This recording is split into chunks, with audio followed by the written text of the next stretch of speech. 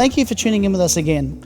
To my right, we have a 300 SL Gullwing. Now, we're currently in our sanding booth here in the paint department. Now, we wanted to go through some of the final steps and details with the filling and sanding process before the car is painted.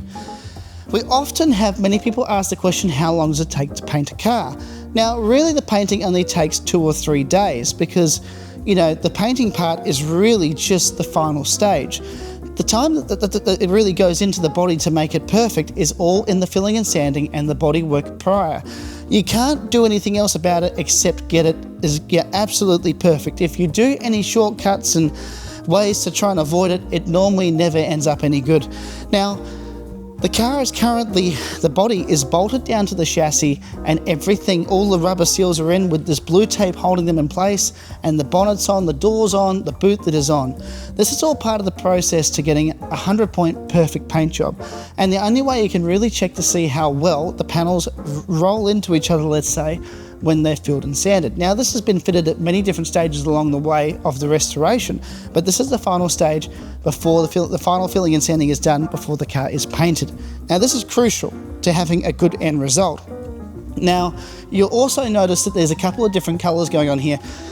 You'll see that there's this sort of darker grey looking here, and then you have this light grey there. Now, just before, this was taped up here with another bit of tape, and the top of the car was actually coated in polyester. This is like a filler primer, and this is used for the final part of sanding before the car gets painted. Now, this is an interesting type of, let's say, product, and it actually gets harder with time quite quickly, and you don't want to apply too much to the car. It needs to be fairly thin, and you don't want to put it all over the car in one hit. You want to do it in 2 or 3 stages. With the size of a 300 SL, you can do it in just 2, but you have really 2 weeks to sand this thing to exactly the right areas. Luckily, all the time has really been spent prior, but this is all part of the final steps to get it right. Now, that's why we have the bonnet on, that's why we have the doors on, and that's why we have the boot on now.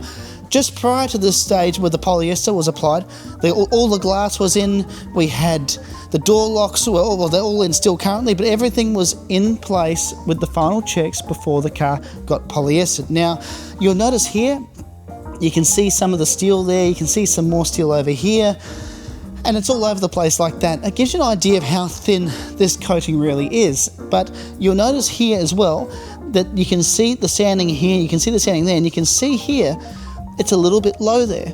This is all the reason why this is done, because when you're sanding this in here, this should all be lined up perfectly. If you didn't have the door seals in, you didn't have the locks in, you didn't have it on the chassis, you could never ever get this right. So this is the only stage where this can be done, and this is really the final step before paint. Now, once they're finished with the top half of the car, they will move on to doing the polyester on the sides as well. And like I said, the reason why we do that is because of the time it takes to sand it. If you were to try and polyester the whole car at once and then sand it, by the time you'd get to the last half of the car, it would be so much harder to work with that you could never get it as good as it would have been if you did it in 2 stages, plus the extra time that would have been spent to get it there.